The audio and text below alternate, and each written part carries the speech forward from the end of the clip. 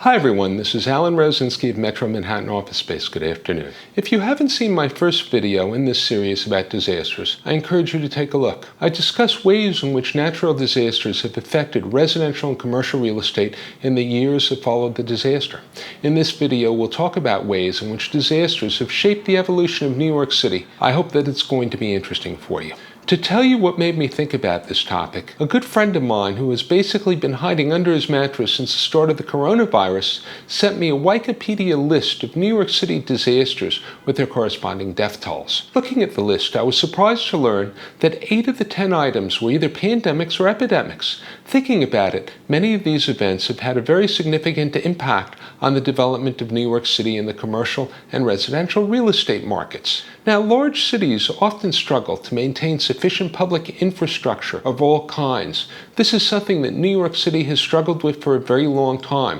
Sometimes a city just grew too fast and governments couldn't keep up. History shows that one common example involves problems with the city's water supply. New York City was no exception. According to official records, in the 1700s and 1800s, water contamination was responsible for many health problems and disease outbreaks within the city of New York. For example, around the year 1800, several thousand people in New York City died from yellow fever. This virus is carried by mosquitoes and spreads in areas with poor sanitation and precarious water supplies. The year 1832 saw a major outbreak of cholera, a bacterial infection that spreads because of poor water sanitation. It killed about 3,500 people in New York City and forced the city to make major changes in its water supply systems. By 1845, a water aqueduct was built to provide residents with fresh water from the Croton River in upstate New York. It was called the Croton Aqueduct, and it served the city until the year 1955. The new water system also created an interesting unintended problem. Due to the fact that many residents had stopped taking water from the city's old wells, the underground water levels began rising. This caused many cellars in New York City's houses and buildings to flood. To correct this, the city built sewers on many residential streets. By 1852, 148 miles of sewers had been constructed. Major infrastructure improvements of this kind became important factors in allowing New York City to thrive and become the metropolis that it is today. New York City's current water system includes 19 reservoirs and 3 controlled lakes that extend from New York all the way to Connecticut. The system has a storage capacity of 580 billion gallons of water. It consists of more than 6,200 miles of piping, aqueducts, and tunnels. They are entirely driven by gravity, delivering clean water to residents without emitting greenhouse gases. Now, something that struck me about the cholera epidemic of this time was this quote from the New York Evening Post. "The roads in all directions were lined with well-filled stagecoaches, livery coaches, private vehicles, and equestrians all panic-struck, fleeing the city, as we may suppose the inhabitants of Pompeii fled when the red lava showered down upon their houses." Doesn't that remind you of what we've been seeing with the COVID pandemic?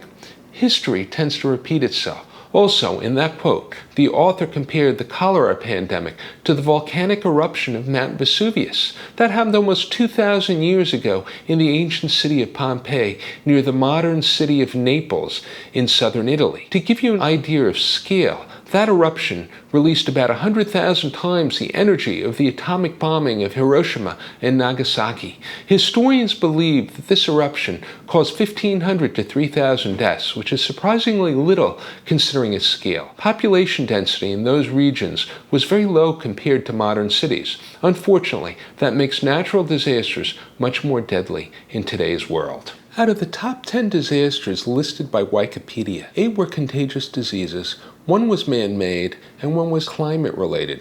I'd like to add another item to the list because I would consider it a major disaster in history and one which has had a really profound effect on New York City's housing market. This would be World War II.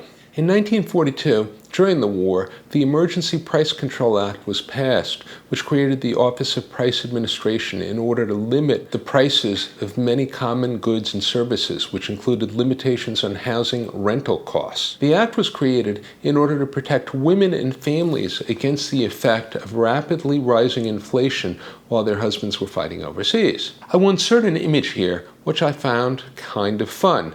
You can see that the ceiling price of a cup of coffee was 5 cents, and a regular hamburger cost 15 cents. The average apartment rents in New York City were around $50 a month, with many costing even less. Larger apartments or houses could be rented for $100 a month, and there are examples of people still paying these kinds of rents today thanks to rent control remaining in place as long as the original tenant or their descendants are still living there.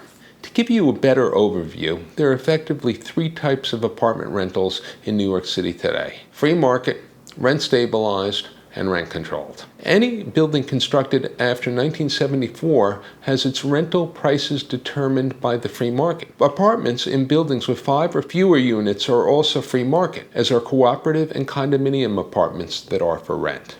When people talk about the high cost of housing in New York City, they're mostly talking about free market apartments. Then we have rent-controlled and rent-stabilized apartments, which are 2 different things. Rent-controlled apartments are the oldest. There aren't many of them left, around 20,000 in the whole city.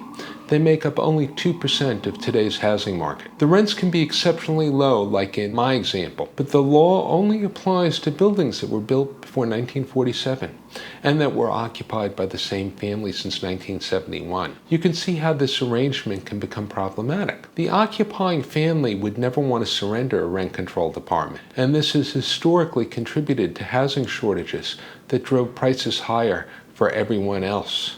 Then we have rent-stabilized apartments, which are about half of New York City's apartments today. The annual rent escalations of these apartments are based on various factors, and qualified buildings had to be built before 1974. This helps explain the large number of under-maintained, older residential buildings that we see in New York City today. In the 1970s, landlords simply couldn't justify renovation costs for these properties because they wouldn't be able to earn any of that money back. While rent-stabilized apartments create benefits for low-income tenants, they also contribute to apartment shortages. Much like in rent-controlled apartments, tenants have very little reason to ever consider moving out. They get guaranteed lease renewals, subletting rights, and as of 2019, there are no limits to their maximum personal income, despite living in effectively subsidized housing meant for low-income families. Landlords are only required to do the bare minimum to upkeep these properties, and major renovations are almost never considered. The buildings stay outdated, and tenants who can't find a rent-stabilized apartment are forced to pay much higher prices because of this imbalance in supply and demand. Rent control laws were repealed in most American cities. However, they were not repealed in New York City and evolved into the rent stabilization laws that we have today. Nearly all economists agree that while these laws were obviously well-intended, they've distorted the New York City residential housing market for decades, and that without these laws, more rental housing would be available at a lower cost. Next, I'd like to talk about another major event that shaped the development of New York City. It's exceptionally rare that a severe weather event cripples a large metropolis, but that's exactly what happened in 2012 when Superstorm Sandy hit New York City. Thousands of homes and 250,000 vehicles were destroyed. Transit systems were crippled, hospitals could not function, and about 400 public housing complexes had no working boilers or elevators. The subway system was flooded, as well as many homes, businesses, and public infrastructure, such as road tunnels. Large parts of the city lost electricity for many days. The stock exchange stopped operating, and at least 43 people died. Total damages to New York City were estimated to be around $19 billion. These are some of the reasons why I consider Sandy to be a New York City disaster. So what changed since then? Is New York City better prepared today? Lots of changes and rebuilding efforts have taken place since 2012. Tunnels were overhauled and sealed with submarine doors and gates to prevent future flooding. Local power plants had been modernized, their electrical infrastructure and key equipment moved to higher ground. Landlords had moved a lot of key building infrastructure, such as generators and HVAC units, above ground to protect them from future flooding. The train transit system has been overhauled with many changes to some of its vulnerable electrical infrastructure. Sandy also highlighted flooding risks to low-lying areas of Manhattan, such as Chelsea and the financial district. Now, the government is debating the construction of a giant seawall to protect New York City from the effects of future storms. Seawalls protect cities such as Amsterdam and Venice in Italy. Overall, the consensus is that New York City is much better prepared for these types of climate events, but only time will tell.